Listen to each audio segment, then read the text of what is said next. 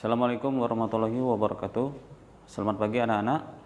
Berjumpa lagi dengan Bapak pada pertemuan keempat, masih dengan materi lanjutan debat.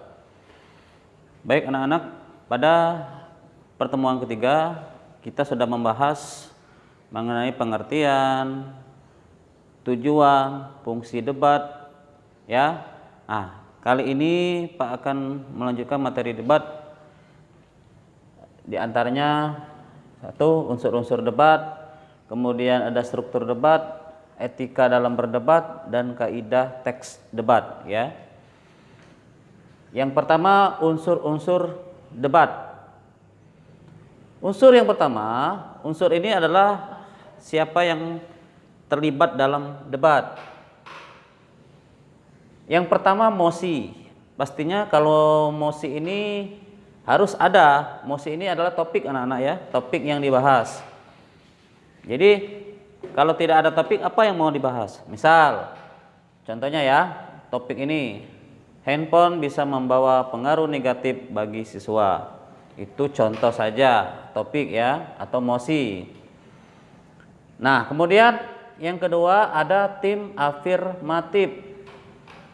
Tim afirmatif ini tim yang setuju dengan topik. Tadi Pak sudah beri contoh, handphone bisa membawa pengaruh negatif. Berarti tim afirmatif setuju kalau HP itu membawa pengaruh negatif bagi siswa. Itu tim afirmatif setuju. Sedangkan yang nomor 3, tim negatif, ini tim penentang topik. Berarti tim negatif ini tidak setuju kalau HP itu membawa pengaruh negatif bagi siswa. Nah, jadi ada tim afirmatif, ada tim negatif. Dua tim inilah yang akan berdebat anak-anak, ya. Tim afirmatif dan tim negatif. Sedangkan yang keempat, tim netral, kelompok mendukung kedua tim. Berarti dia bisa setuju dengan ini, tim afirmatif, dan juga setuju dengan tim negatif. Berarti kedua pendapat dari tim ini dianggap oleh tim netral semuanya bagus. Berikutnya adalah moderator. Moderator ini pembawa acara yang mengarahkan acara debat. Kalau tidak ada moderator, siapa yang memandunya? Nah, moderator ini yang menyampaikan debat, topik debat, ya anak-anak, ya, yang membuka acara debat. Kemudian di samping moderator ada notulis atau notulen, penulis hasil debat, dia yang menyimpulkannya. Notulen ini, ingat anak-anak, dia tidak berbicara sepanjang debat, dia selalu menulis. Baik itu yang bertanya maupun yang berpendapat, semuanya notulen. Notulen ini menulis semua rangkaian debat sampai dengan akhir. Ini unsur-unsur dalam debat. Kemudian kita lanjutkan materi berikutnya, yaitu struktur debat. Pertama, dalam debat itu rangkaian pertamanya adalah pengantar, adalah pembukaan dalam debat. Ya, diawali dengan apa? Assalam, ya, pembukaan, salam, assalamualaikum itu, ya. Kemudian mengucapkan puji syukur pada Tuhan, kemudian menyampaikan topik debat dan sebagainya. Inilah pengantar. Sekali lagi, apa yang disampaikan dalam pengantar atau pembukaan debat? Salam, kemudian mengucapkan puji syukur, mungkin juga memperkenalkan tim dan menyampaikan topik debat. Inilah pengantar. Setelah pengantar disampaikan, anak-anak, lanjut dengan moderator tadi. Ini tugas moderator, ya. Moderator silakan menyampaikan kepada kedua tim untuk menyampaikan argumennya. Tentunya siapa yang lebih dahulu? Tim afirmatif dulu. Setelah afirmatif selesai berbicara, lanjutkan tim negatif. Ya. Ini namanya argumen. Nah, ini yang paling panjang waktunya, durasinya paling panjang. Setelah argumen selesai, yang paling sedikit waktunya adalah simpulan. Simpulan dari akhir debat. Siapa yang menyampaikannya? Tentunya moderator yang telah ditulis oleh notulen tadi.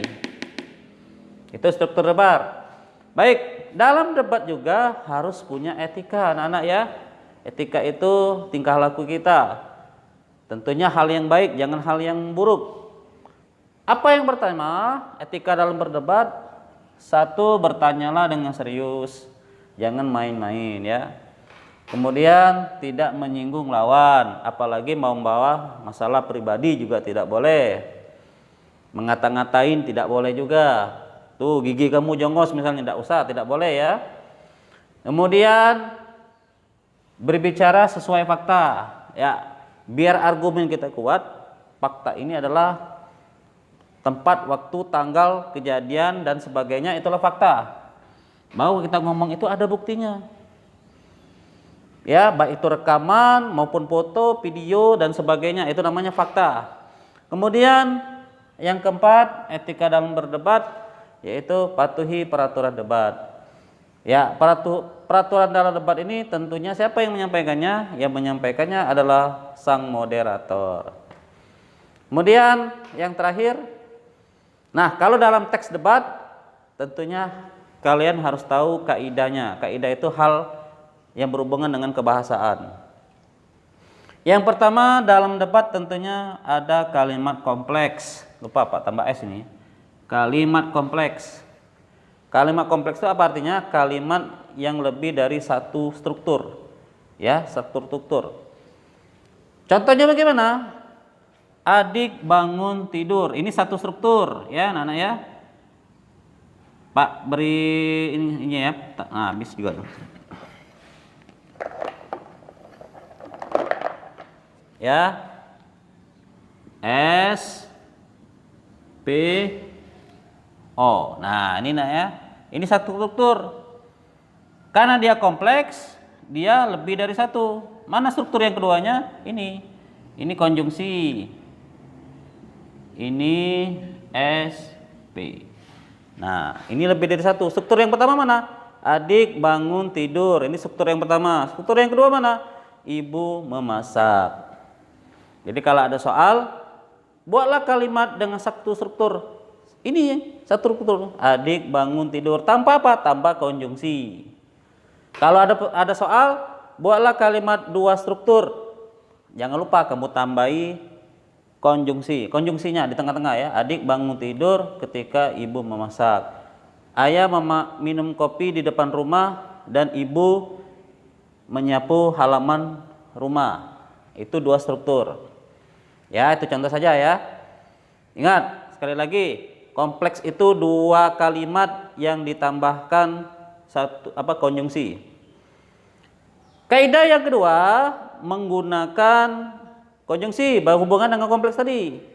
Contohnya mana konjungsi? Ada kata dan, ketika, atau, seperti, lalu dan sebagainya. Banyak ya kompleks itu, kata konjungsi itu.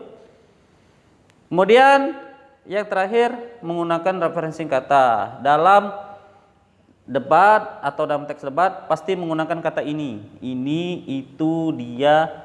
Dia ini orang yang lebih dari satu ya. Beliau di sini. Nah, ada yang bertanya, Pak, kenapa tidak digabung di dengan di sini? Karena di ini menyampaikan tempat. Kalau tempat bertemu dengan di, dia harus spasi. Di spasi sini. Sini kan tempat. Di spasi sana. Nah, itulah anak-anak ya. Kalau kamu digabung di sini, habis spidol. Tidak boleh, salah ini kalau digabung ya. Ya, saya harap kalian paham dari penjelasan Bapak. Demikian materi debat hari ini. Semoga apa yang Pak sampaikan kalian bisa memahami dan bisa mengerti apa yang telah Pak jelaskan tadi. Demikianlah pertemuan 4 pada hari ini. Kurang lebih Pak mohon maaf. Bapak akhiri, wassalamualaikum warahmatullahi wabarakatuh.